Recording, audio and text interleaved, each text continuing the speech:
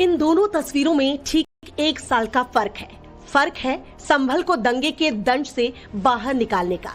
फर्क है सनातन की खोई हुई पहचान दिलाने का। फर्क है संभल के लिए किए गए संकल्पों को मुकाम तक पहुंचाने का। 24 नवंबर 2024 को जिस संभल को सुलगाने की साजिश हुई थी, आज वो विकास की गाथा बयां कर रहा है। ये योगी राज का संभल है, पश्चिमी यूपी का वही संभल जहां आज हर गली चमक रही है और उंगलियों में सुकून बिखरा पड़ा है। दिखाई दे रही है विकास की चमक, जिनमें साजिश रचने वालों के लिए कोई स्कोप नहीं है। संभल को सेफ सिटी प्रोजेक्ट के अंतर्गत हमने 1300 से अधिक CCTV camera with voice recording और पीटीजेड कैमरा यहाँ पे लगाए और उनका integrated command and control centre से जो 4 जगह पे है, सभी जगह से नियमित रूप से मॉनिटरिंग होती है, उनको देखा जाता है। और आपको आश्चर्य होगा कि बहुत छोटी छोटी चीजें, किसी की कोई छोटी सी चोरी हुई, किसी का बैग रह गया, तो लोगों को लाभ हो रहा है उससे। संभल की पहचान हरिहर मंदिर से है। संभल तीर्थ क्षेत्र के रूप में अहम स्थान रखता है।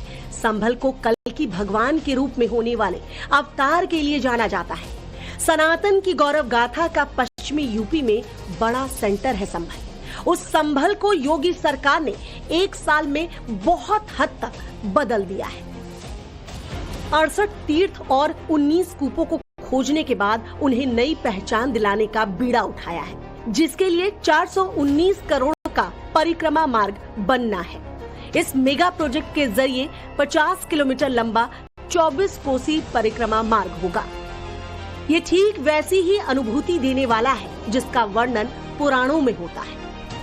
स्कंद पुराण के संभल महात्म्य में संभल नगरी में 68 तीर्थों और 19 कूपों का जिक्र है और कहा जाता है कि जब हरिहर मंदिर हुआ करता था तब लोग इन तीर्थ क्षेत्रों की परिक्रमा करते थे, कूपों पे स्नान करते थे और आगे बढ़ते जाते थे। और अभी जो आप तस्वीर यहाँ पर देख रहे हैं, ये हरिहर मंदिर माने जाने वाले उन पुराने इलाकों में जहाँ पर इस तरह से दीवारों को सजाया जा रहा है और परिक्रमा पथ का निर्माण कराया जा रहा है, ताकि लोग फिर से संभल की उस नगरी, संभल के उस महात्म्य को महसूस कर सकें और ये महसूस कर सकें कि कल की भगवान का ये नगरी, ये कल की धाम जो है वो जैसा होता था वैसा ही दिखे। और अयोध्या में जिस तरीके से अयोध्या नगरी में त्रेता युग कालीन अयोध्या को दोबारा से विकसित किया गया, उसी तरीके से संभल को कलयुग में वापस से संभल नगरी का महात्म्य वापस दिलाने की कोशिशें जो है वो जारी हैं। संभल के कुल 87 तीर्थों में से 85 को मूल अवस्था में लाने की कोशिश महज 1 साल में हुई और इनके सौंदर्यकरण के लिए योगी सरकार ने पैसे का आवंटन भी शुरू किया। अतिक्रमण, कब्जा और तमाम तरह की रुकावटें इस दौरान आई, जिनका हर मुमकिन तरीके से सामना किया। कई साल पुराने मंदिरों को खोज निकाला गया। आज वहाँ की तस्वीर अलग कहानी बयां करती है। ये मंदिर है खग्गू सराय इलाके का, जिसे 46 सालों तक दबाया और छिपाया गया। मंदिर की मूर्तियों को ओझल रखने की कोशिश की गई, मगर मुख्यमंत्री योगी आदित्यनाथ के आदेश के बाद सनातन के सबूत खोजने का अभियान शुरू हुआ तो फिर बड़ा टर्न आया। आज संभल में किया जा रहा बदलाव जमीन पर नजर आ रहा है और ये देखकर संभल वासी गर्व से अभिभूत है। जहाँ पर लोग आते हैं, यहाँ पर सावन के टाइम में अलग अलग समय में पूजा पाठ जो है होती है और इस मंदिर मैं आपको बता दूं कि पूरे जगह पर जो है वो ईंटें, पत्थर, कंकड़ भरे हुए थे और यहाँ पर बजरंगबली की प्रतिमा जो है दबी थी और इस पे अतिक्रमण करके दीवार घेर ली गई थी और इस कब्जे को न सिर्फ छुड़ाया गया बल्कि हिंदुओं में ये विश्वास पहुंचाया गया कि अब संभल में दंगों की वजह से डेमोग्राफी या जनसंख्या का अनुपात बदलने से जो पलायन हुआ था, अब वो पलायन योगी राज में खत्म होगा और हिंदू न सिर्फ अपनी आस्थाओं, परंपराओं और पूजा का पालन कर सकेंगे बल्कि वो बिना डर यहाँ पर रह सकेंगे। संभल का विकास कैसे हो रहा है समझने के लिए ये तस्वीर जरा देखिए। बाबा का बुलडोजर उन जगहों पर तेजी से दौड़ा जहां सनातनी सभ्यता को दबाने की कोशिश हुई।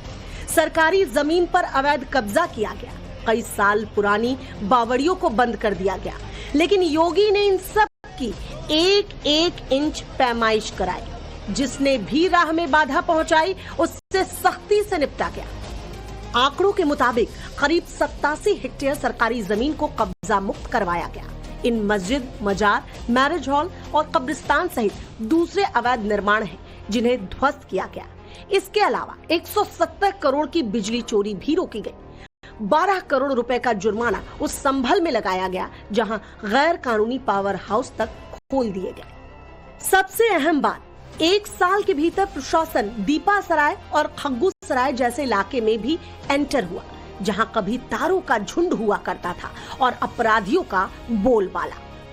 संभल में सबसे ज्यादा बड़ी शिकायत थी बिजली विभाग के कर्मचारियों की कि यहाँ पर कई मोहल्लों में लाइन लॉस जो है, यानी कि जो बिजली भेजी जाती थी उसके बदले में मिलने वाला बिजली का बिल 80% तक नुकसान हो जाता था। और ऐसे में बिजली विभाग ने संभल हिंसा के बाद ये फैसला लिया कि जो तमाम तार हैं उनके जंजाल को हटाकर कवर्ड वायर का इस्तेमाल किया जाएगा। और आप देखें तो हर जगहों पर आपको संभल में अब उस तरह से पुराने तारों का जंजाल नहीं दिखेगा। यही नहीं, कई जगहों पर मीटर नहीं लगे थे। 170 करोड़ रुपए तक का बिजली का बिल चुकाया था और इन सभी बिल के बकाये को इस संभल हिंसा के बाद वसूला गया। आज जिस तरह से अयोध्या, मथुरा और काशी को धार्मिक नगरी के तौर पर पहचान मिली है, उसी तर्ज पर भविष्य में संभल भी विकसित होगा।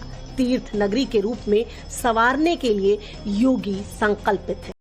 मगर क्या ये सब इतना आसान था? संभल दंगाइयों का अड्डा था। संभल देश विरोधी गतिविधियों का सेंटर था। दुबई में बैठे अपराधियों की पहुंच संभल तक थी। संभल से हिंदुओं के पलायन की खबरें आती थी। ज्यादती ऐसी कि 1978 में दंगे भी हुए।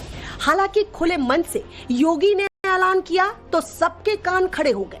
सिर्फ ये कहना कि संभल बदल देंगे योगी के लिए शब्द भर नहीं थे, उन्होंने इसे मिशन बना लिया। खुद मॉनिटरिंग की, संभल का दौरा किया और सनातनी दौर लाने के लिए उस मानसिकता पर सबसे कठोर प्रहार किया जहां नफरत की मात्रा बहुत ज्यादा थी। कैसे समाजवादी पार्टी और कांग्रेस के समय में चुन चुन करके हिंदुओं को निशाना बनाया जाता था, कैसे उनकी डेमोक्रेसी को, उनकी जनसांख्यिकी को कम करके लगातार उन पर अत्याचार करवाए जाते थे, कैसे दंगे करवा करके हिंदू विहीन कर दिया जाता था क्षेत्रों को। लेकिन आज एक डबल इंजन की सरकार है, डेमोग्राफी को भी नहीं बदलने देगी और जो भी डेमोग्राफी को बदलने का दुस्साहस करेगा उसको स्वयं पलायन करने के लिए मजबूर होना पड़ेगा। कहते भी हैं अगर योगी ना होते तो संभल की सूरत नहीं बदलती। इतनी जल्दी संभल विकास की रफ्तार नहीं भरता और ना ही नजर आती सनातनी उद्घोष की जयकार। इन सब की वजह बनी थी 24 नवंबर 2024 की तस्वीर। उम्मीद करते हैं कि समय रहते जल्द से जल्द इनको जो है सजा दिलाई जाए। वहीं इस तरीके की घटनाओं की पुरानी घटनाएं कैसे हुई उन सबसे सबक लेते हुए भविष्य में इस तरीके की घटनाएं ना हो, उनका अक्रेंस नहीं हो, उसके लिए संभल पुलिस के द्वारा इंफ्रास्ट्रक्चरल चेंजेस पिछले 1 साल में किए गए हैं। अब इसे योगी इम्पैक्ट कहिए या कुछ और, बीते 1 साल के दौरान संभल में सिर्फ प्रशासन के एक्शन की खबरें सामने आती है। कहीं भी बवाल या तनाव जैसा मामला सामने नहीं आया और इसके लिए सबसे बड़ा बदलाव नजर आया पुलिस चौकियों के तौर पर। संभल में 37 नई पुलिस चौकी और 5 बॉर्डर आउट चेक पोस्ट बनाए गए। जामा मस्जिद के सामने हाईटेक सत्यव्रत पुलिस चौकी खड़ी कर दी गई। इस सत्यव्रत पुलिस चौकी के जरिए पूरे संभल की निगरानी की जाती है और यहीं से एटीएस का अस्थायी दफ्तर भी संचालित किया जा रहा है। सत्यव्रत चौकी जो आपके सामने तस्वीरों में नजर आ रही है, ये बनाई गई है। यहाँ पर न सिर्फ चौकी का निर्माण हुआ बल्कि यहाँ पर हर वक्त जो है पुलिस की मौजूदगी रहे, ये बात भी जो है वो सुनिश्चित उस वक्त की गई। और यही वजह है कि यहाँ पर अगर आप देखें तो यहाँ तस्वीरों में अगर आप देखें तो integrated command and control centre का निर्माण भी जो है वो किया गया ताकि जो पूरे शहर पर नजर है वो रखी जा सके। पूरे संभल में 200 से ज्यादा सीसीटीवी कैमरे लगे हैं। हर संदिग्ध गतिविधि पर नजर रखी जा रही है।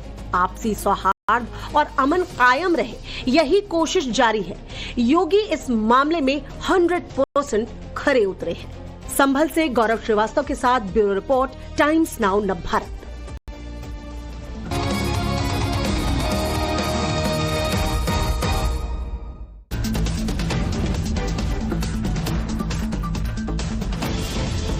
नमस्कार, टाइम्स नाउ भारत देख रहे हैं आप, आपके साथ मैं हूं श्वेता भट्टाचार्य।